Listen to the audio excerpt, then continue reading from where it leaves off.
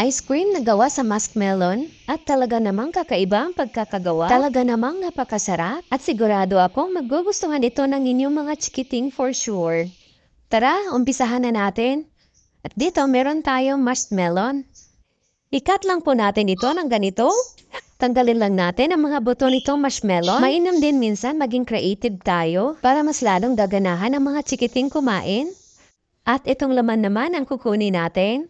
Ingatan lang natin na hindi masira ang pinakabalat nito. Gagamitin pa kasi natin ito mamaya. Ayan, perfect. Buo pa rin ang pinakabalat ng ating muskmelon. At i-ready na natin ang ating food processor. Pwede rin po ang blender.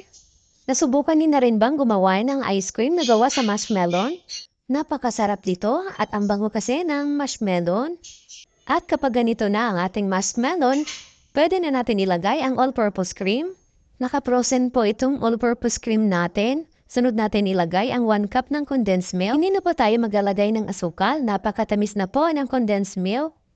Pas-pas lang po tayo dito sa ating food processor para hindi po mag-overheat. At madali lang din naman ito gawin. At ayan, napaka-smooth na ng ating ice cream. At ibuhos na natin ito dito. Tiyak na maso-surprise ang mga chikiting nyo dito. At may natira pa, ilalagay ko na lang yan sa tab. At ilagay lang natin ito sa freezer ng overnight. Ayan, may pasobra pa.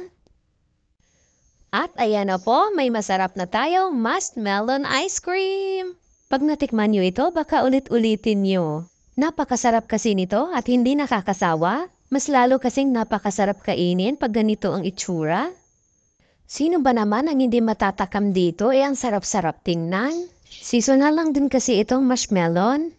Kaya hindi sa lahat ng pagkakataon makakagawa tayo nito. Kaya kung season ito, lubos-lubosin na natin.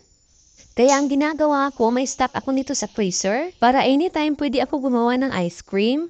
Maraming salamat hanggang sa susunod po.